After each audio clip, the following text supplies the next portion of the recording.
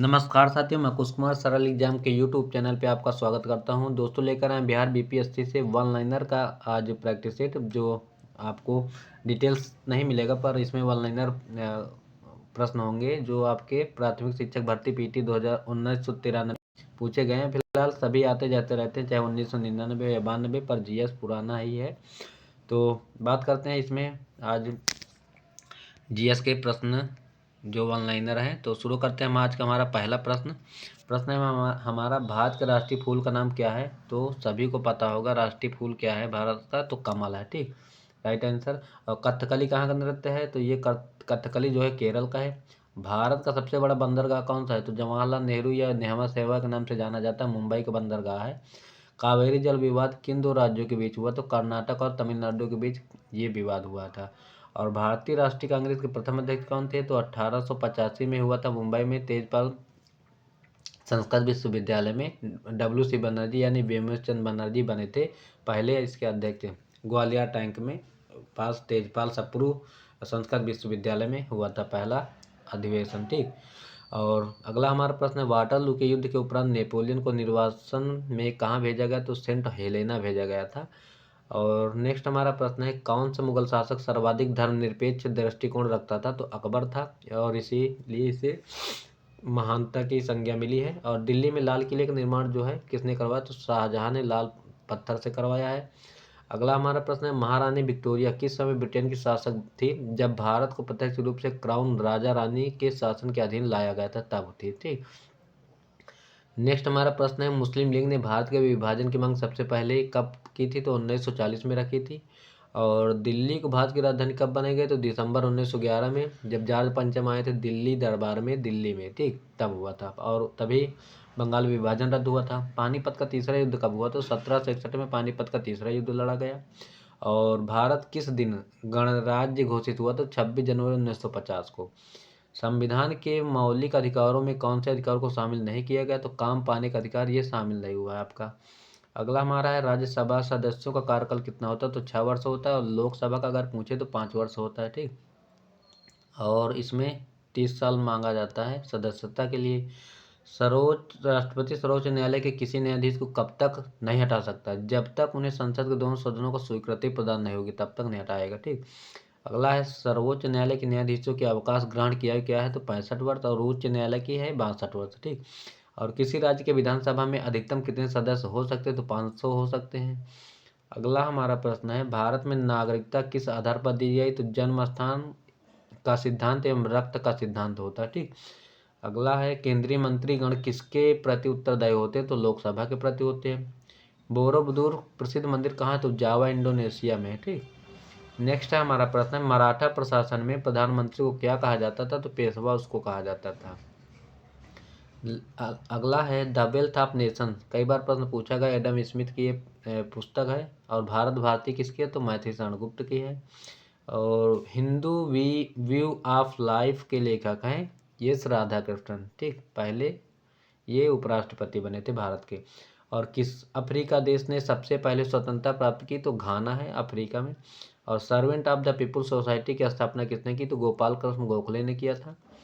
और ये महात्मा गांधी के राजनीतिक गुरु भी हैं।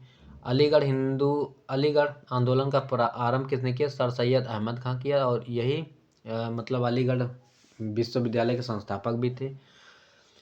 अगला है, अजमेर में किस सूफी संत की दरगाह है? तो मोइनुद्दीन चिश्ती की दरगाह है। ठीक, और राज्य की उत्पत्ति के सामाजिक समझौते के उपरांत की एक प्रमुख प्रतिपादक कौन है? जॉन लॉक है। अगला है, वर्मा यानी म्यांमार को किस प्रकार की शासन प्रणाली है? संसदीय लोकतांत्रिक प्रशासन है। और विश्व का सबसे बड़ा महाद्वीप कौन सा? एशिया महाद्वीप है। अगला हमारा प्रश्न है, कॉफी का सबसे बड़ा उत्पादक देश कौन सा? तो कॉफी ब्राजील में है। ठीक, सेंटोस है, और ये वहाँ कॉफी के लिए प्रसिद्ध जाने जाते हैं। और फजेंडा जो है कॉफी के मैदान को कहते हैं वहाँ पे ब्राजील में। सवारी के लिए प्रयोग किए जाने वाली मोटर कारों का मूल उत्पादन कौन सा देश करता है? तो संयुक्त राज्य अमेरिका करता है। महाबलीपुरम के मंदिरों का निर्माण किसने करवाया? तो पत्थरों को काट के पल्लव शासकों ने करवाया था। और नीदरलैंड की मुद्रा को कहते हैं गिल्डर, अब यूरो में बदल गया। ठीक, और विश्व जनसंख्या दिवस 11 जुलाई को होता है। खगोलीय पिंड संबंधी ज्ञान को कहते हैं खगोल विज्ञान। गीता सेठी का संबंध किससे, तो बिलियर्ड्स से है।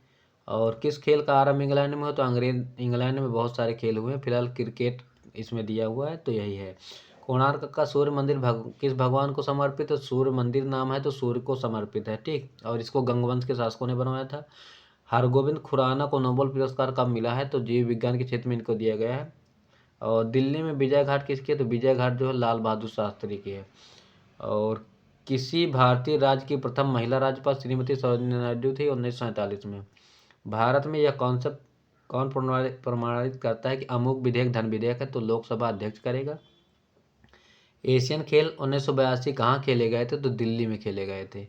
बरौनी ताप विद्युत घर कहाँ है, तो ये बिहार में है बरौनी। भारत का पहला बोलने वाला चलचित्र कौन था, तो आला मारा फिल्म थी। और गांधी जो है, गांधी नामक चलचित्र में कस्तूरबा गांधी की भूमिका किसने निभाई थी, तो रोहिणी हंटगड़े ये है, ठीक। और पौधों का मुख्य प्रकाश संश्लेषण अंग कौन सा होता है, तो ये पत्तियां होती हैं जो प्रकाश संश्लेषण करती है। आनुवंशिकता का नियम किसने दिया, तो ग्रेगर जॉन मेंडल ने दिया है। 1930 के दशक का आर्थिक संकट कहाँ आरंभ हुआ था, तो ये संयुक्त राज्य अमेरिका में हुआ था। पोलैंड पर जर्मनी द्वारा आक्रमण का तुरंत परिणाम क्या हुआ, तो द्वितीय विश्व युद्ध हो गया था।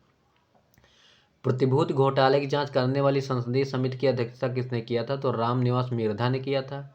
और औद्योगिक क्रांति कहाँ आरंभ हुई, तो ये इंग्लैंड में हुई। और किस राज्य को भारत का अन्न भंडार कहते हैं, तो पंजाब को कहते हैं, ठीक। और नेक्स्ट हमारा प्रश्न है, भारत में सहकारिता समिति अधिनियम सर्वप्रथम कब पारित हुआ, तो 1904 में पारित हुआ था। और किस जिले में सबसे अधिक चावल होता है, तो पश्चिम बंगाल में होता है।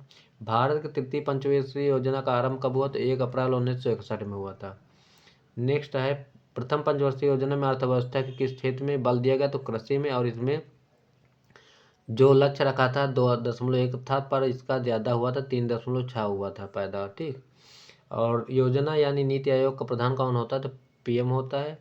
और संविधान के 42वें संविधान संशोधन में को राज्य सूची में समर्थित सूची में हस्तांतरित किया, तो शिक्षा को किया था और ऑस्ट्रेलिया से लिया गया इसको।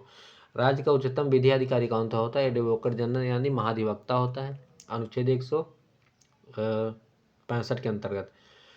अगला है हमारा, रिटर्निंग अधिकारी कौन होता है, तो वह अधिकारी जो किसी निर्वाचन क्षेत्र में चुनाव के लिए उत्तरदायी होता है और परिणाम की घोषणा करता है। राज्यपाल की नियुक्ति के लिए कितनी आयु चाहिए, तो 35 वर्ष। राष्ट्रपति की भी होती है यही।